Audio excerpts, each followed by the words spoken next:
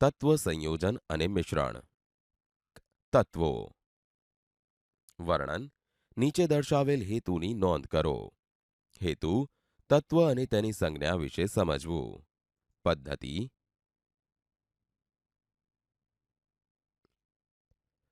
Cap, ટોપી.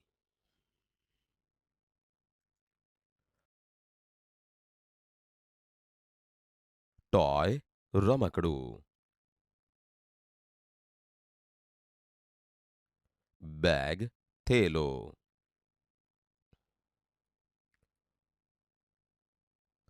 Home, ઘર. અંગ્રેજી ભાષાનો કોઈ પણ શબ્દ એ થી ઝેડ સુધીના 26 મૂળાક્ષરો વડે જ બને છે.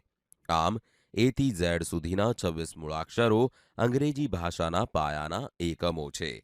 દાખલા તરીકે સ્કૂલ, પેન વગેરે.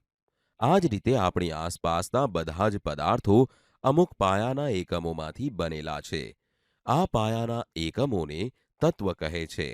આવા તત્વોની સંખ્યા 118 છે. વિજ્ઞાનના અભ્યાસ દરમિયાન સરળતા ખાતર તત્વોને તેના આખા નામથી દર્શાવવાને બદલે સંજ્ઞા વડે દર્શાવાય છે. આવી સંજ્ઞાનો પહેલો શબ્દ તત્વના અંગ્રેજી કે લેટિન ભાષાના નામના આધારે આપવામાં આવે છે. H, HELIBE. ક્રમ 1. તત્વનું નામ હાઇડ્રોજન. સંજ્ઞા H. 2. Helium He. 3. Lithium Li. 4. Beryllium Be. 5. Boron B. CnOFne.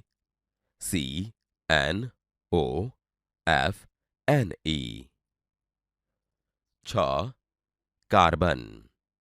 સંજ્ઞા C. 7. Nitrogen N. 8. Oxygen O. 9. Fluorine F. 10. Neon Ne. NaMgAlSiP. 11. Sodium. અંગ્રેજી નામ નેટ્રિયમ. સંજ્ઞા Na. 12. Magnesium Mg. 13. Aluminium Al.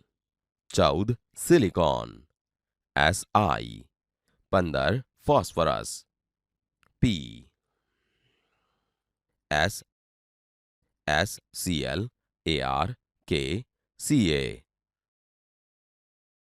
16. Sulphur S. 17. Chlorine Cl. 18. Argon Ar. 19. Potassium. અંગ્રેજી નામ કેલિયમ K.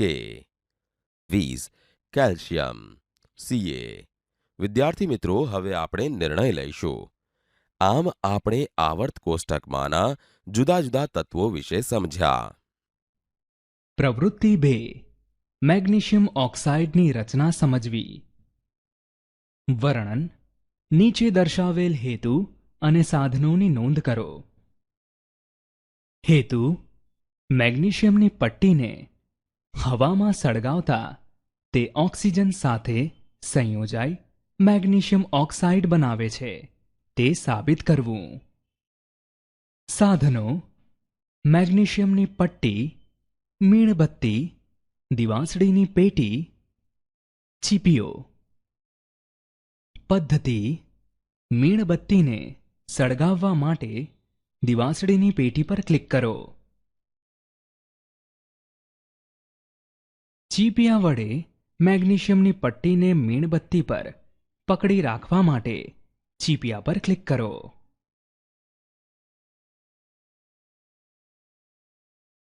મેગ્નેશિયમની પટ્ટીને છેડાથી સળગાવવા અને અવલોકન કરવા માટે ચીપિયા પર ક્લિક કરો.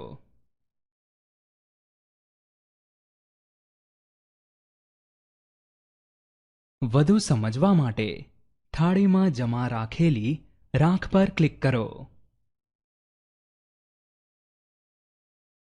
Mg આગળ વધવા માટે મેગ્નેશિયમ પર ક્લિક કરો. આગળ વધવા માટે ઓક્સિજન પર ક્લિક કરો.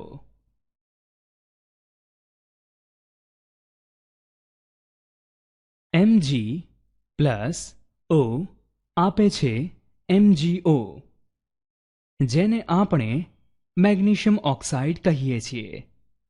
આગળ વધવા માટે મેગ્નેશિયમ ઓક્સાઇડ પર ક્લિક કરો.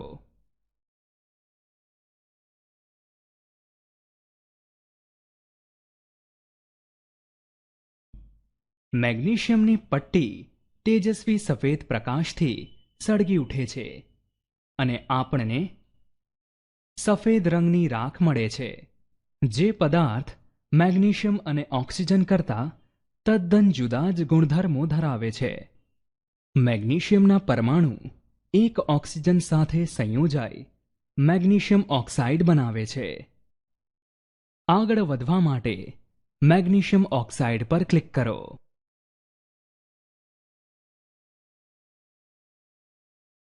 H2 આગળ વધવા માટે હાઇડ્રોજનના અણુ પર ક્લિક કરો.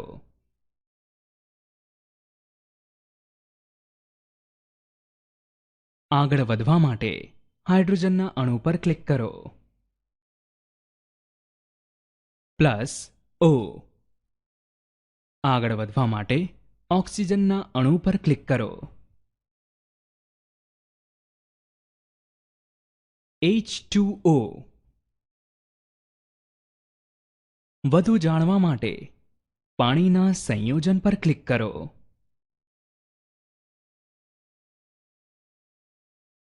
H2 પ્લસ O આપે છે H2O. હાઇડ્રોજન તત્વના 2 પરમાણુ અને ઓક્સિજન તત્વના 1 પરમાણુ સાથે જોડાઈને પાણીનો એક અણુ બનાવે છે. હાઇડ્રોજન H એ દહનશીલ વાયુ છે. ઓક્સિજન O એ દહન પોષક વાયુ છે. આ 2 તત્વોનું સંયોજન પાણી પ્રવાહી સ્વરૂપ ધરાવે છે. પાણી દહનશામક છે.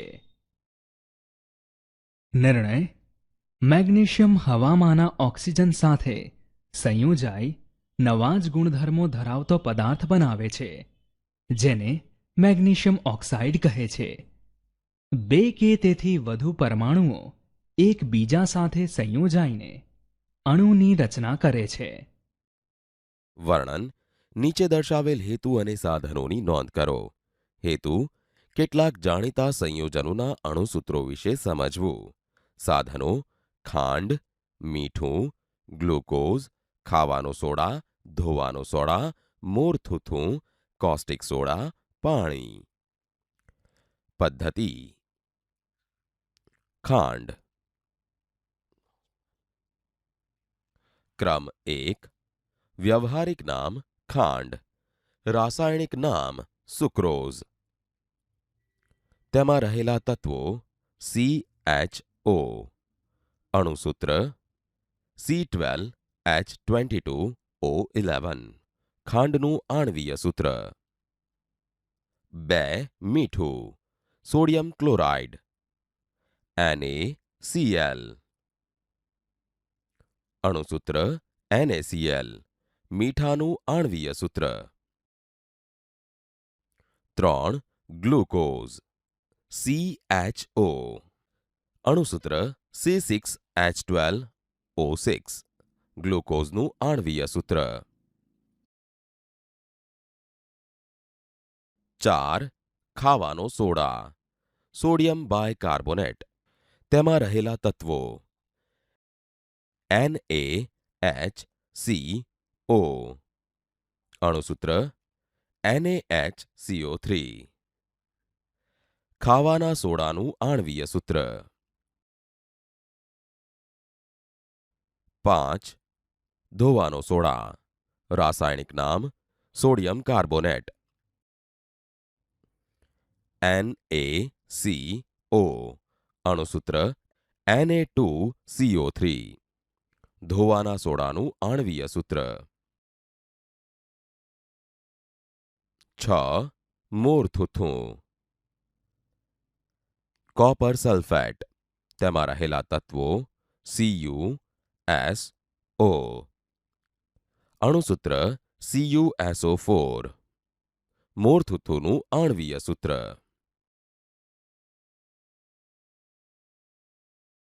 7. Caustic soda. Sodium hydroxide NOH. અણુસૂત્ર NaOH. કોસ્ટિક સોડાનું આણ્વીય સૂત્ર.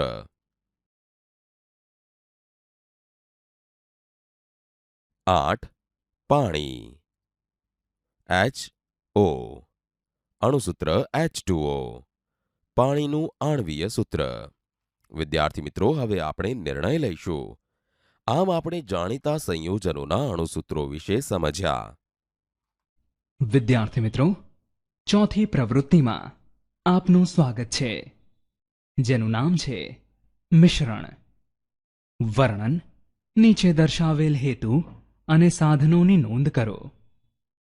હેતુ: કોઈ પણ મિશ્રણના ઘટકો પોતાના મૂળભૂત ગુણધર્મો જાળવી રાખે છે તે સાબિત કરવું. સાધનો: 2 કાગળ, મીઠું, લોખંડનો ભૂકો અને ચુંબક. પદ્ધતિ: કાગળ ઉપર મીઠું ફેલાવવા માટે મીઠા પર ક્લિક કરો.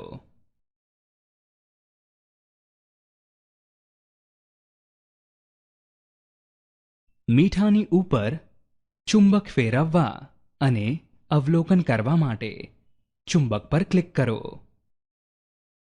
આપણે અવલોકન કર્યું કે મીઠું ચુંબક તરફ આકર્ષાતું નથી. બીજા કાગળ ઉપર લોખંડના ભૂકાને ફેલાવવા માટે તેના પર ક્લિક કરો.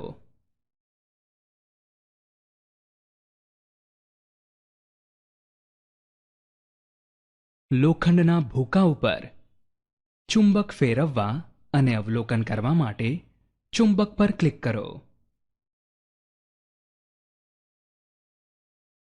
આપણે અવલોકન કર્યું કે લોખંડનો ભૂકો ચુંબક તરફ આકર્ષાય છે. આગળ વધવા માટે ચુંબક પર ક્લિક કરો. વાટકીમાં મીઠું નાખવા માટે તેના પર ક્લિક કરો. મીઠું અને લોખંડના ભૂકાને એકસાથે મિશ્રણ કરી બંનેનું મિશ્રણ મેળવવા માટે લોખંડના ભૂકા પર ક્લિક કરો.